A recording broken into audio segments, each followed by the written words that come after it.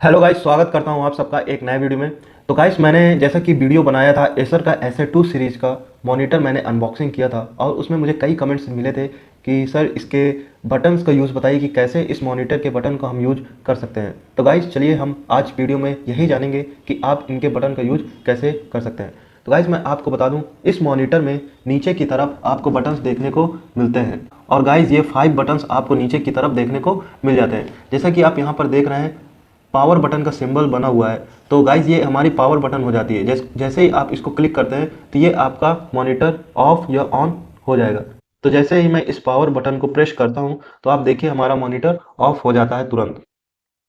और जैसे ही मैं इसको एक बार फिर से क्लिक करता हूं, मॉनिटर हमारा ऑन हो जाता है। तो गाइज आपने पावर बटन को देख लिया कैसे वर्क करता है। और आपको मैं बता दूं, पावर बटन के अलावा इसके नीचे आपको 4 और बटन्स देखने को मिलती है। आप 4 में से किसी भी बटन को अगर क्लिक करते हैं तो आपको ये सिंबल देखने को मिलता है, जिसमें आपको इन एरो पर ध्यान देना है। इन एरो का मतलब है कि हर एरो के नीचे एक बटन आपको मिलेगी। यानी आप इस एरो के नीचे देखें तो बटन है, इस एरो के नीचे एक बटन है, इस एरो के नीचे देखें एक बटन है, इस एरो के नीचे देखें तो एक बटन आपको देखने को मिलती है। तो जैसे इस एरो के नीचे यह सिंबल बना हुआ, हम इस पर क्लिक करते हैं नीचे की साइड से, आपको ये मोड्स का ऑप्शन देखने को मिलता है, जिसमें आपको SRGB, reading, dark room, user, standard, eco, graphics and movie का ऑप्शन देखने को मिल जाता है। तो गाइज आप देख रहे हैं यहाँ बैक का सिंबल बना हुआ है, तो इसके जस्ट नीचे वाली बटन आप क्लिक करते हैं तो बैक हो जाता है।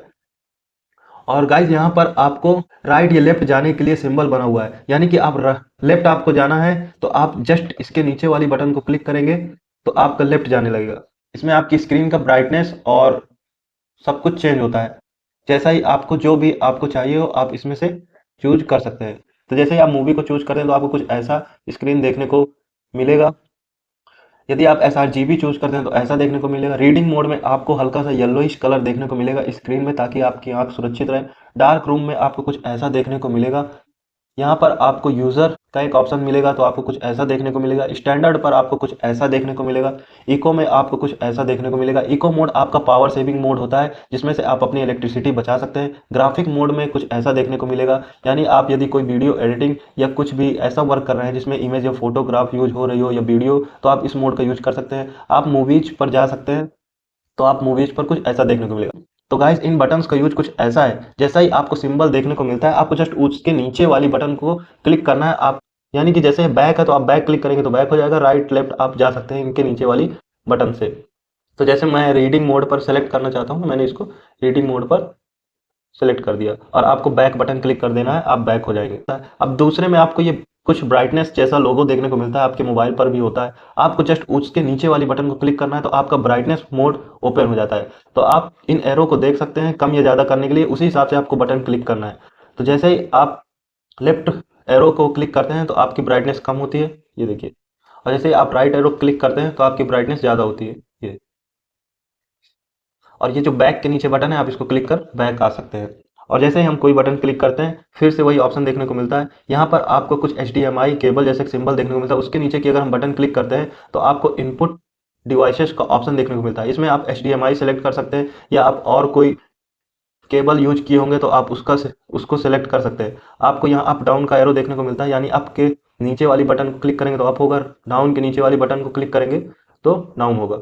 और और गाइस यहाँ पर आपको एंटर का बटन देखने को मिलता है। आप एंटर के नीचे वाली बटन क्लिक करेंगे तो आपका एंटर हो जाता है। यहाँ पर आप राइट लेफ्ट का सिंबल देखने को मिलता है। आप राइट लेफ्ट VGA इन चूज कर सकते हैं, यदि आपने उसकी केबल को यूज किया है। या HDMI आप सेलेक्ट कर सकते हैं। इसके बाद आपको बैक आ जाना है और आप डाउन आ सकते हैं। ऑटो सोर्स आप सेलेक्ट करके एंटर क्लिक कीजिए, आप इसको भी ऑन या ऑफ कर सकते हैं। इसके बाद आपको बैक आ जाना है और बैक आ जाना है। इसके बाद आप कोई भी बटन क्लिक करते हैं तो आपको एक ये ऑप्शन देखने को मिलता है, जस्ट पावर बटन के बगल वाली को प्रेस करना है। जैसे ही आप प्रेस करते हैं तो यहाँ पे pictures, colour, audio, performance, OSD, system information, ये सारे ऑप्शन देखने को मिलते हैं। आप अपने हिसाब से उनको सेलेक्ट कर सकते हैं, आपको कैसी सेटिंग चाहिए मॉनिटर में। आप ब्राइटनेस, कॉन्ट्रास्ट, ब्लैक बूस्ट, लो ब्लू लाइट, एशियम, सुपर शार्पनेस, ये सब कुछ सेलेक्ट कर सकते हैं। और गाइज मैं आपको बता दूं, जैसा कि मैं मैक मिनी M4 में इस मॉनिटर को यूज कर रहा हूं, अभी तक मुझे कोई ऐसी प्रॉब्लम देखने को नहीं मिली है। इस बजट प्राइस रेंज में यह बहुत ही अच्छा मॉनिटर है। और एक चीज़ बता दूं कि आप इसके ब्राइटनेस को डायरेक्ट कंप्यूटर से नहीं चेंज कर सकते हैं यदि आप मैक मिनी यूज कर रहे हैं। ये देखिए, जो ये ब्राइटनेस का ऑप्शन है ये डिसेबल है यहाँ पर। जैसा कि आप देख सकते हैं यहाँ पर ब्राइटनेस का जो ऑप्शन है ये डिसेबल है। इसको आपको ये देखिए, इसको आपको कंट्रोल करने के लिए इसके ब्राइटनेस को आपको इन बटन्स का ही यूज करना होगा।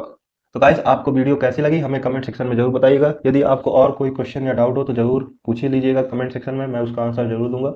और वीडियो को लाइक कीजिए, चैनल को सब्सक्राइब कीजिए ताकि आपको नई नई अपडेट्स मिलती रहे। Thank you.